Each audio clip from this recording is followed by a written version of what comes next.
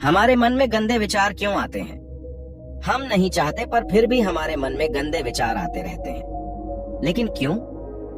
मन ही हमारा सबसे बड़ा दोस्त और मन ही हमारा सबसे बड़ा शत्रु है। जब हम अपने मन के हिसाब से चलते हैं तो मन हमें भटका देता है, और जब हम मन को संतुलित कर लेते हैं तो हम अपनी जिंदगी में सब कुछ पा लेते हैं। हम अपने मन में आने वाले गंदे विचारों को रोकने की कोशिश करते हैं, पर जितना हम रोकते हैं उतने ये विचार हमारे अंदर प्रवेश करते जाते हैं।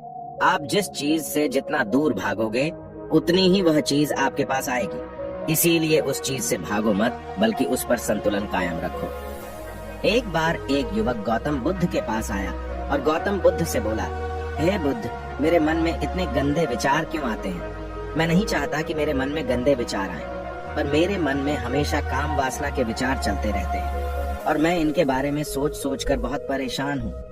मेरी ऊर्जा और समय ये सब सोचने में ही नष्ट हो जाते हैं, और ये सब विचारों की वजह से मैं कभी कभी शांत नहीं रह पाता और मैं हमेशा ही स्त्रियों को देखकर मोहित हो जाता हूँ, अपने आप को रोक ही नहीं पाता। बुद्ध मुस्कुराए और उन्होंने उस युवक से पूछा, क्या तुम्हें पता है कि यह काम वासना होती क्या है? फिर लड़के ने उत्तर दिया और कहा, बुद्ध, मुझे तो नहीं पता कि काम वासना होती क्या है, परंतु हाँ, ये जो भी है बहुत बुरी चीज है। फिर बुद्ध ने उस युवक से कहा, सबसे पहले तो तुम्हें यह समझना है कि प्राकृतिक रूप से जो भी चीज हमारे अंदर है वह बुरी नहीं है।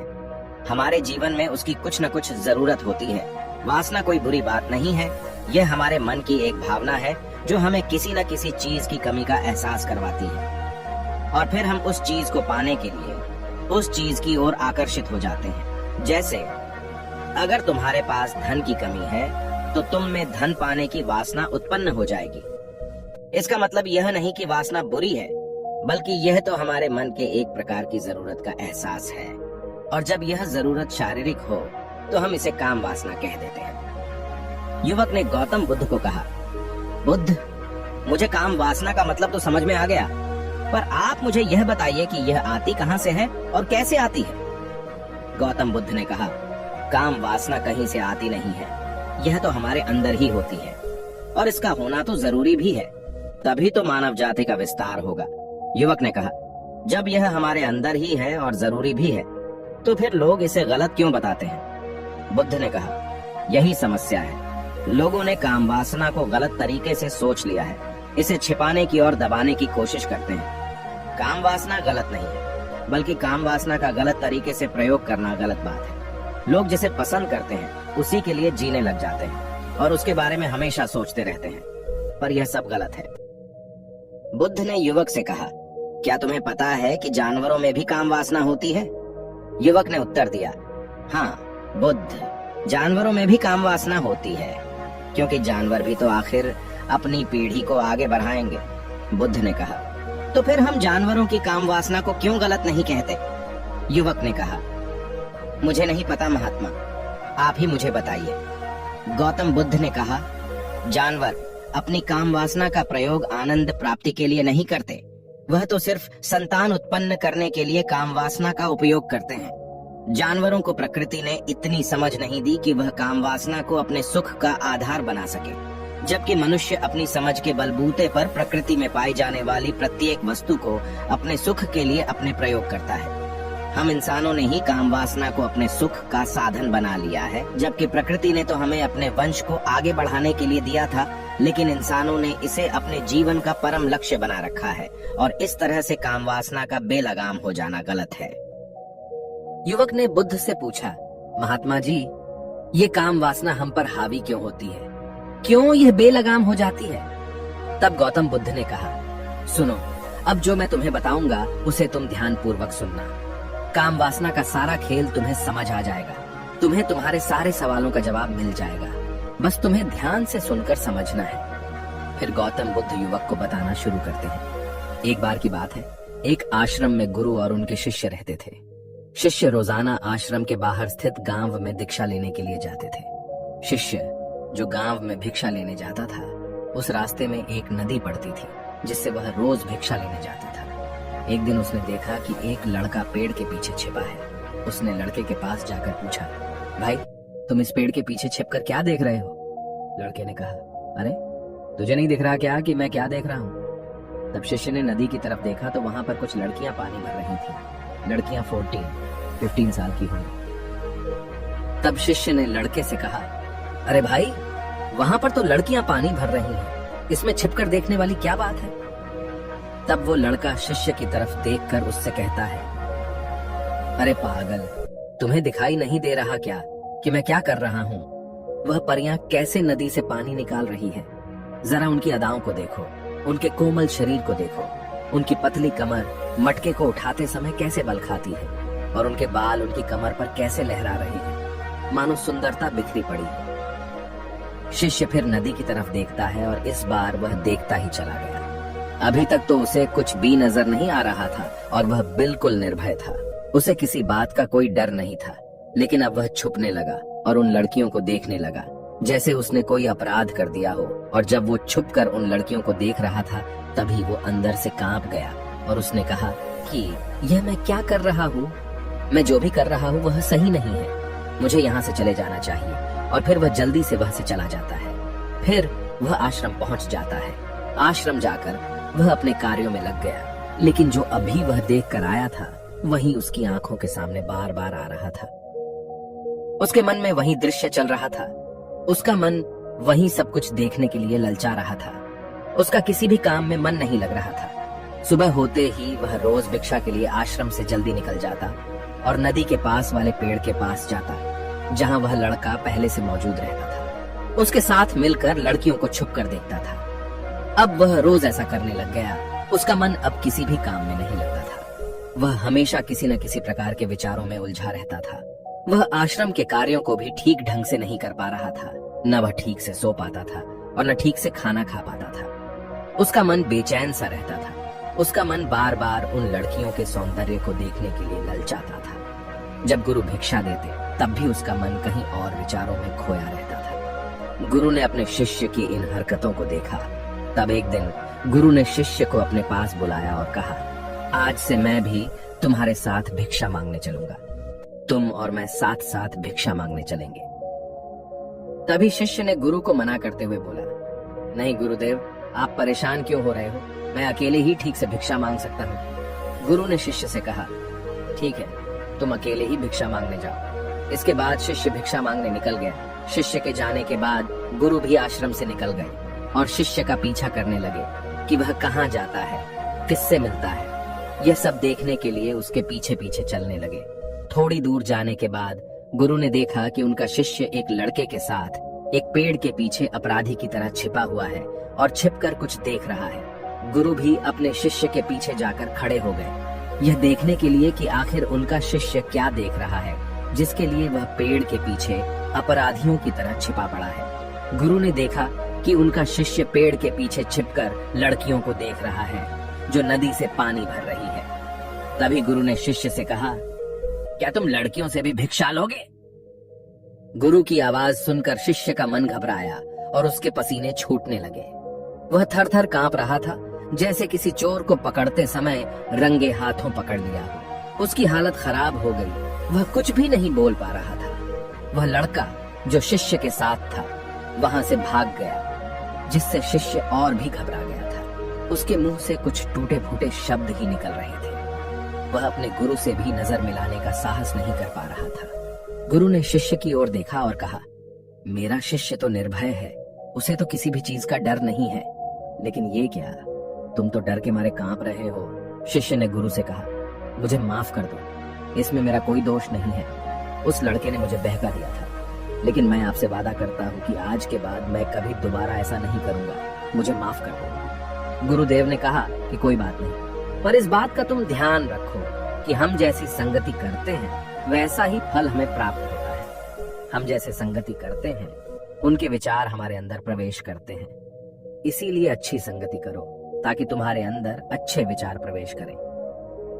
फिर गुरु और शिष्य आश्रम लौट आए और फिर से आश्रम के कार्यों पर ध्यान देने लगे। उसने उस रास्ते को छोड़ दिया और दूसरे रास्ते से जाने लगा। वह अपने काम को ध्यान से करता था, लेकिन धीरे धीरे उसके अंदर क्रोध उत्पन्न हो गया और फिर वह दूसरे शिष्यों पर क्रोध करने लगा और बेचैन हो गया। अब वह सही समय पर भोजन भी नहीं करता था। वह भोजन भी बहुत कम खाता था। एक रात गुरु शिष्य के पास आए और उससे बोले कि तुमने मुझसे वादा किया था कि तुम अपना मन नियंत्रण में रखोगे। अब तक तुमने कितनी बार अपना वादा तोड़ दिया। यह सुनकर शिष्य अपने गुरु के चरणों में गिर गया और रोने लगा।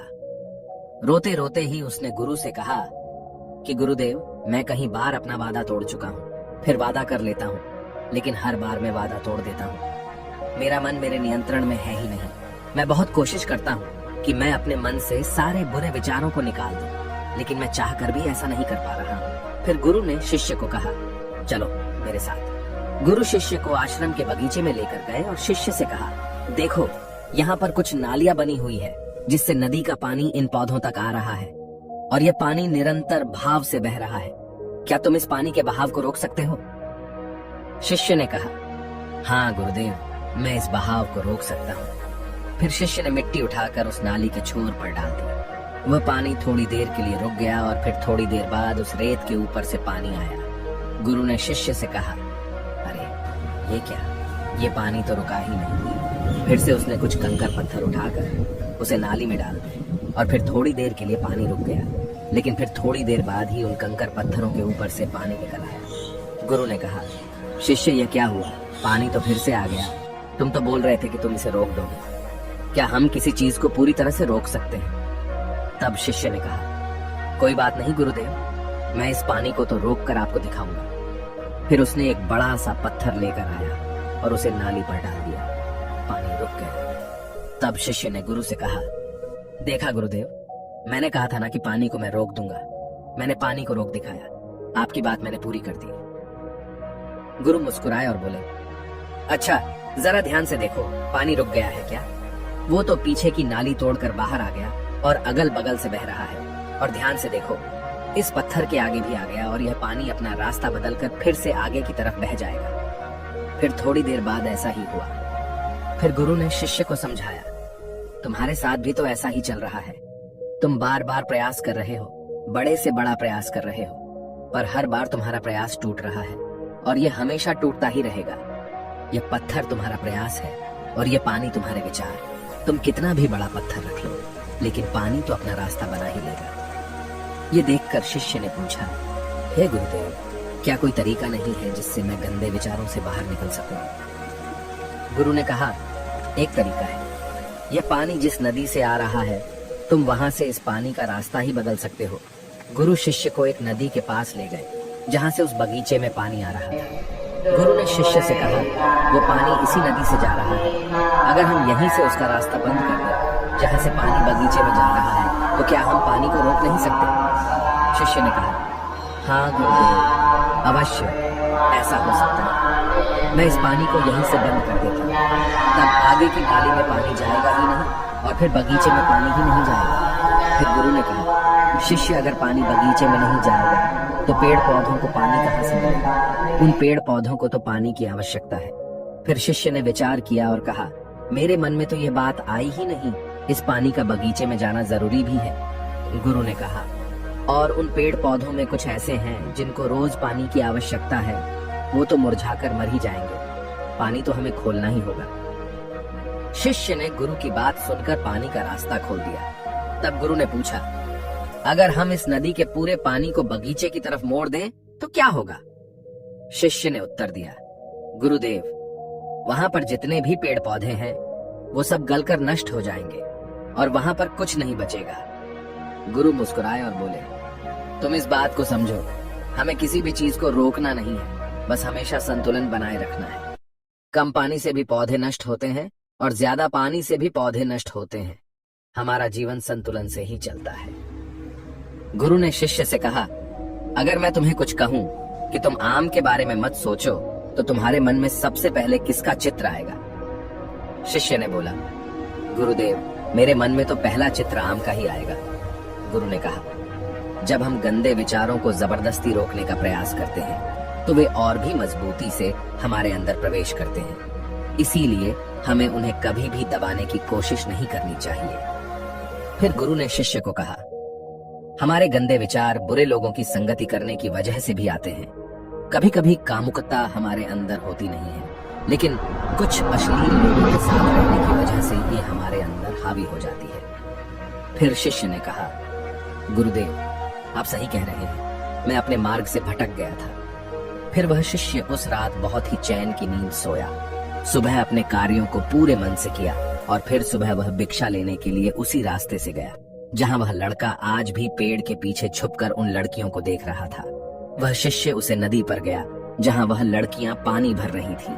उसने उन लड़कियों से पानी मांगा और उन लड़कियों में से एक लड़की ने उसे पानी पिलाया और उसे शिष्य के चरण छुए। शिष्य ने उसे आशीर्वाद दिया कि तुम्हारा कल्याण हो, जिससे कि मानसिकता सकारात्मक ऊर्जा से भर जाए। उसके चेहरे पर मुस्कान आ गई थी, जैसे कि उसे कुछ खोया हुआ वापस मिल गया। वह वापस अपने रास्ते से जाने लगा। तभी पीछे से वह लड़का आ गया जो पेड़ के पीछे छुपा हुआ था। वह शिष्य के पास आया और बोला, क्या बात है, आज तो तुमने नजदीक से दर्शन कर लिए, तुम तो मुझसे भी आगे निकले। तब शिष्य ने कहा, हम हमेशा दूसरों के दर्शन करने में ही व्यस्त रहते हैं, अपने दर्शन कर ही नहीं पाते। तुम कब तक इस पेड़ के पीछे छुपाते रहोगे? किसी को पसंद कर लो, उसे बोल दो। अगर वो भी तुम्हें पसंद करती है तो शादी कर लो और उससे पहले तुम कुछ बन जाओ। अपने आप को पहचान लो, ऐसे अपना समय बर्बाद मत करो। फिर वह लड़का रोज उस शिष्य से मिलने लगा और उसने लड़के को नदी पर न जाने के लिए प्रेरित किया। और फिर वह लड़का अपने जीवन में कुछ बनने के लिए संघर्ष करने लगा। तो तुमने देखा कि संगति का असर क्या होता है। अपनी संगति बदलो, अपने विचार बदलो। गुरु ने शिष्य से पूछा, क्या तुम्हें अपने सभी सवालों का उत्तर मिल गया? तब शिष्य ने कहा, हाँ महात्मा जी, आपका धन्यवाद।